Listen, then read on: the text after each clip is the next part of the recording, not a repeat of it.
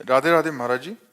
महाराज जी, ये कह रहे हैं कि इन्होंने युवावस्था में किसी के प्रवचनों से प्रभावित आके घर वालों के विरोध में जाकर शरणागति प्राप्त की थी, परंतु बाद में पता चला कि वहां स्त्री शरणागत जीव को तन का समर्पण करना होता है प्रेम दान के नाम पर। महाराज अभी मैंने छोड़ दिया, बट अपराध तो नहीं लगेगा? कौन से शास्त्र में लिखा है भ्रष्ट आचरण? अरे गुरु बनाया जाता है, भगवान का नाम जप करो, भगवान के मार्ग में चलो, अपने तुम चलो, दूरी तुम रहो।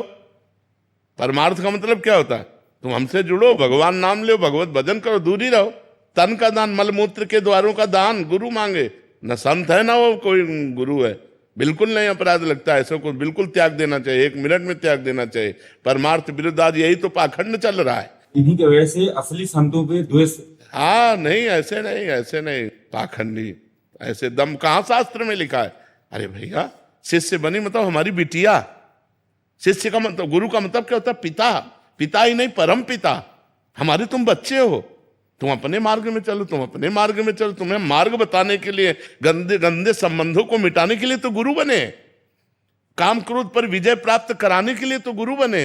ऐसा कौन सा शास्त्र कहता है? ऐसा कौन सा समर्पण कहता है? ऐसा कौन सा गुरु मार्ग कहता है? हमें बताओ आकर के। मनमानी आचरण, ऐसे पाखंडियों से दूर रहना चाहिए। शरीर समर्पण का मतलब समझ लो, पहले समझ लो। तन मन धन प्राण सब समर्पित करने के लिए गुरु के लिए कहा गया है। कहा गया है कि जो तन है उसके समर्पण का मतलब आज से हम गुरु की आज्ञा के अनुसार क्रिया करेंगे, शरीर से हम मनमानी पापाचरण नहीं करेंगे। तन समर्पण है। तन समर्पण का मतलब है कि आज से हमारे शरीर से वही कर्म होगा जो शास्त्र आज्ञा करता है, गुरु आज्ञा करता है। ये तन समर्पण है। मन समर्पण है कि मन से मैं वही सोचूंगा अब जो गुरुदेव ने बताया है।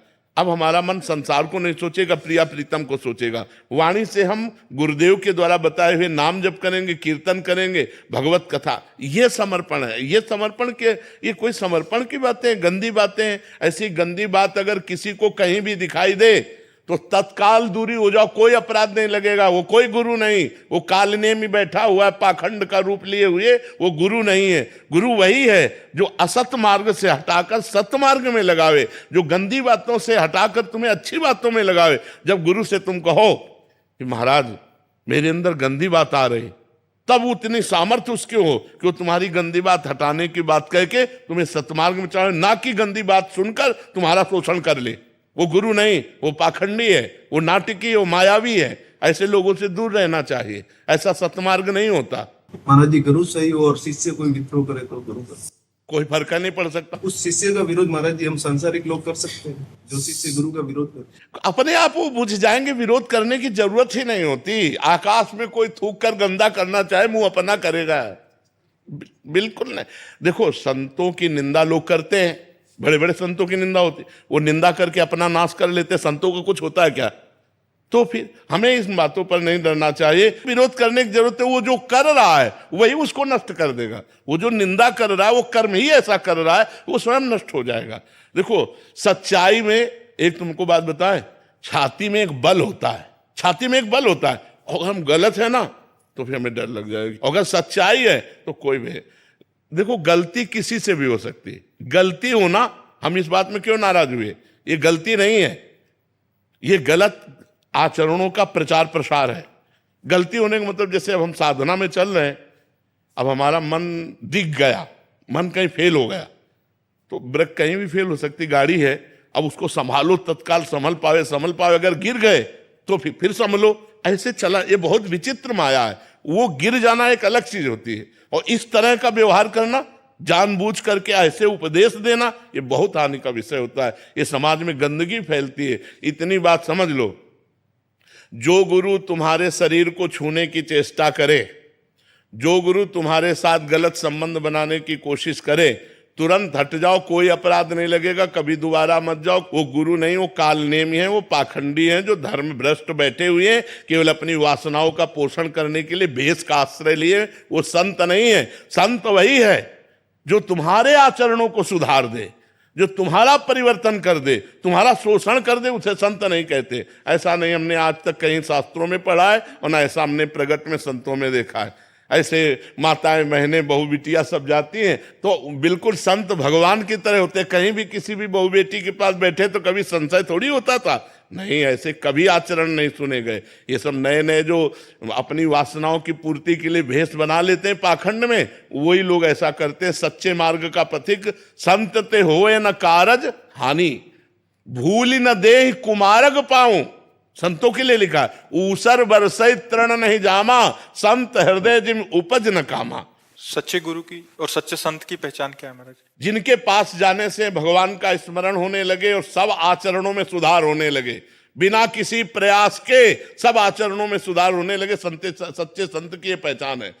बिना किसी प्रयास के अनायास आप गंदे आचरणों को छोड़ते चले जा रहे हैं और आप उनके प्रभाव से बढ़ते चले जा रहे हैं अध्यात्म में। ये संतों का प्रभाव होता है, तभी संतों को भगवान से भी अधिक कर माना गया है। मोरे मन प्रभु अस विश्वासा, राम ते अधिक राम करदास। बाहरी किन्हीं लक्षणों से नहीं पहचान सकते? बाहरी लक्षणों से तो नहीं पहचाना जा सकता, क्योंकि बाहरी लक्षणों में नौटंकी नाटक में भी 2 घंटे के लिए जो साधु बनता है तो बहुत सावधानी से बनता है, पूरी सेफ्टी वैसे दिखाता है। तो अगर हम बाहरी संत का नाटक दिखाना चाहते तो बड़ी सेफ्टी से दिखाएंगे। संत की स्थिति होती है अंदर की, उसका बाहरी प्रभाव यही होता है कि उनका सुनने से, उनका दर्शन करने से, उनका संग करने से हमें गंदे आचरणों से ग्लानि होने लगे, भगवान से प्रेम बढ़ने लगे, गंदे आचरण त्याग होने लगे, अच्छे आचरण स्वीकार करने लगे। यही संतों का बाहरी परिचय। अंदर की स्थिति तो जब तक आप संत नहीं बनेंगे तब तक नहीं जान सकते, क्योंकि संत का नाटक तो नौटंकी नाटकों में, फिल्मों में भी लोग कर लेते हैं।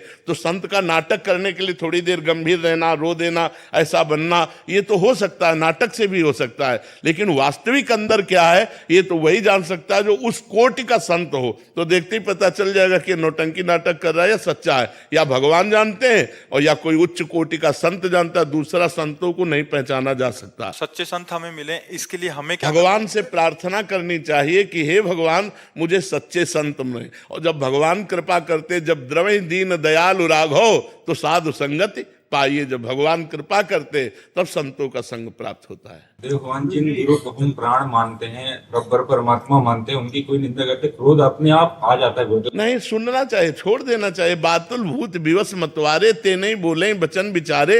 ये मूर्ख लोग, पागल लोग बोलते रहते हैं। देखो, संत की बाहरी बातों की ही प्रशंसा और निंदा होती है, आंतरिक स्थिति को तो कोई जान नहीं सकता। बाहरी बातों में जैसे बहुत भीड़ लग रही, अरे वो तो इतनी गाड़ी में चलते हैं, अरे इससे ज्यादा और क्या निंदा हो सकती है? बस यही संसार की बातें हैं। संसार यही चीजें तो देख पा रहा है, और क्या देख पा रहा है? संसार नहीं देख पाएगा।